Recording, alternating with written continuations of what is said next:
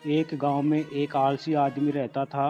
वह कुछ काम धाम नहीं करता था, बस दिन भर निठल्ला बैठकर सोचता रहता था कि किसी तरह कुछ खाने को मिल जाए और काम से आराम मिल जाए।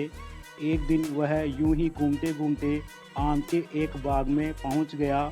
वहां रसीले आमों से लदे कई पेड़ थे। रसीले आम देख उसके मुंह में पानी आ गया और आम तोड़ने के लिए वह एक पेड़ पर चढ़ गया। लेकिन जैसे ही वह पेड़ पर चढ़ा, बाग का मालिक वहां आ पहुंचा। बाग के मालिक को देख आलसी आदमी डर गया और जैसे तैसे पेड़ से उतरकर वहां से भाग खड़ा हुआ। भागते भागते वह गांव के बाहर स्थित जंगल में जा पहुंचा। वह बुरी तरह से थक गया था, इसलिए एक पेड़ के नीचे आराम करने लगा। भी उसकी नज़र एक लोमड़ी पर पड़ी। उस लोमड़ी की एक टांग टूटी हुई थी, वह लंगड़ा कर चल रही थी। लोमड़ी को देख आलसी आदमी सोचने लगा कि ऐसी हालत में भी इस जंगली जानवर से भरे जंगल में ये लोमड़ी बच कैसे गई, इसका अब तक शिकार कैसे नहीं हुआ। जिज्ञासा में वह एक पेड़ पर चढ़ गया और वहां बैठकर देखने लगा कि अब इस लोमड़ी के साथ आगे क्या होगा। कुछ ही पल बीते थे कि पूरा जंगल शेर की भयंकर दहाड़ से गूंज उठा। इसे सुनकर सारे जानवर डरकर भागने लगे, लेकिन लोमड़ी अपनी टूटी टांग के साथ भाग नहीं सकती थी। वह वहीं खड़ी रही। शेर लोमड़ी के पास आने लगा। आलसी आदमी ने सोचा कि अब शेर लोमड़ी को मारकर खा जाएगा, लेकिन आगे जो हुआ वह कुछ अजीब था। शेर लोमड़ी के पास पहुंचकर खड़ा हो गया। उसके मुंह में मांस का एक टुकड़ा था, जिसे उसने लोमड़ी के सामने गिरा दिया।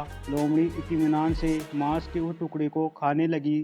थोड़ी देर बाद शेर वहां से चला गया। यह घटना देख आलसी आदमी सोचने लगा कि भगवान सच में सर्वसर्वा हैं। उन्होंने धरती के समस्त प्राणियों के लिए, चाहे वह जानवर हो या इंसान, खाने पीने का प्रबंध कर रखा है। वह अपने घर लौट आया।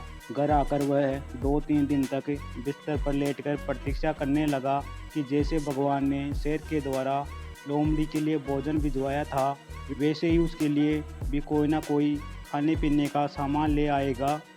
लेकिन ऐसा कुछ नहीं हुआ। भूख से उसकी हालत ख़राब होने लगी। आखिरकार उसे घर से बाहर निकलना ही पड़ा। घर के बाहर उसे एक पेड़ के नीचे बैठे हुए बाबा दिखाई पड़े। वह उनके पास गया और जंगल का सारा वृतांत सुनाते हुए वह बोला, बाबा जी, भगवान मेरे साथ ऐसा क्यों कर रहे हैं? उनके पास जानवर के लिए भोजन का प्रबंध है, लेकिन इंसानों के लिए नहीं। बाबा जी ने उत्तर दिया, बेटा ऐसी बात नहीं है। भगवान के पास सारे प्रबंध हैं, दूसरों की तरह तुम्हारे लिए भी। लेकिन बात यह है कि वे तुम्हें लोमड़ी नहीं, शेर बनाना चाहते हैं। इस कहानी से हमें यह सीख मिलती है, हम सबके भीतर क्षमताओं का असीम भंडार है, बस अपनी अज्ञानतावश में हम उन्हें पहचान नहीं पाते और स्वयं को कम समझकर दूसरों से सहायता की प्रतीक्षा करते रहते हैं।